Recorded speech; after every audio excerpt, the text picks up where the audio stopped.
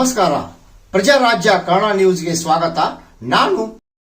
ನನಗೆ ಒಂದು ಕಾರ್ಯಕ್ರಮನಾಗ ಅವ್ರ ಹೆಸರು ಹೇಳಿದ್ರು. ಅವ್ರು ಹೇಳಿದ್ರು, अभय पाटिल जी आप जो कह रहे हैं मैं और एक इसका आगे का बात बता रहा हूं।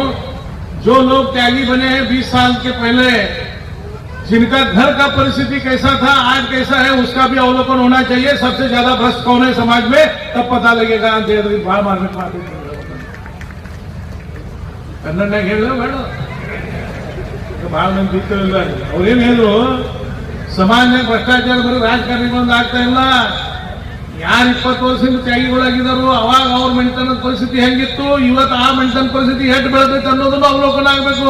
ಅವಾಗ ಸಮಾಜಕ್ಕೆ ದಿಗ್ದೂಷಿ ಅನ್ನುವಂಥ ಗುರ್ತಾಗ್ತದೆ. ಅಲ್ಲಿ ತನಕ ಗುರ್ತಾಗೋದು ಮಾಡಿದ್ದೇವೆ ನಾವು.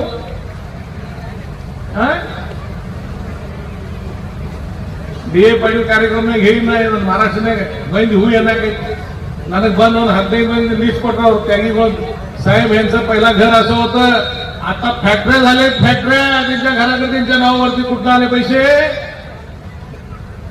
कुठं आले?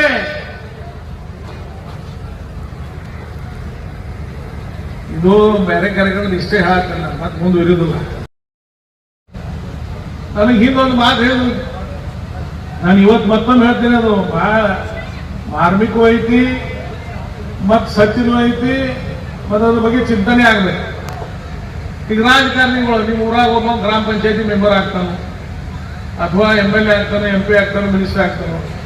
ಗ್ರಾಮ ಪಂಚಾಯತಿ ಮೆಂಬರ್ ಆದ ನಂತರ 6 ತಿಂಗಳಾಗ ಒಂದು ಹೊಂಡ ತಗೊಂಡ್ರೆ ನಾವೇನಂತೀವಿ, ಹೀರೋ ಹೊಂಡ ತಗೊಂಡ್ರೆ ಎಷ್ಟು ರೊಕ್ಕ ಹೊಡೆದ್ ನೋಡಿವ ಅಂತೀವಿ, ಎಷ್ಟು ರೊಕ್ಕ ಹೊಡೆದ್ ನೋಡಿವ ಅಂತೀವಿ ಅಂತಾರೆ. ಅಲ್ವಾ? ಇಲ್ಲ ಇಲ್ಲ ನಾವು ಕೈ ಹತ್ರ ಯಾರು ಯಾರು ಎಲ್ಲರೂ ಅನ್ನೋದು ಎಷ್ಟು ರೊಕ್ಕ ಹೊಡೆದಂತೆ.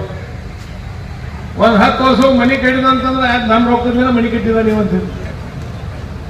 ನನಗೆ ಒಂದು ಕಾರ್ಯಕ್ರಮನಾಗ ಅವ್ರ ಹೆಸರು ಹೇಳಿದ್ರು. ಅವ್ರು ಹೇಳಿದ್ರು, अभय पाटिल जी आप जो कह रहे हैं मैं और एक इसका आगे का बात बता रहा हूं। जो लोग त्यागी बने हैं 20 साल के पहले, जिनका घर का परिस्थिति कैसा था आज कैसा है उसका भी अवलोकन होना चाहिए। सबसे ज्यादा भ्रष्ट कौन है समाज में तब पता लगेगा ಅಂತ ಹೇಳಿದ್ರಿ. ಭಾಳ ಮಾರ್ಮಿಕ ಮಾತಿದ್ರು.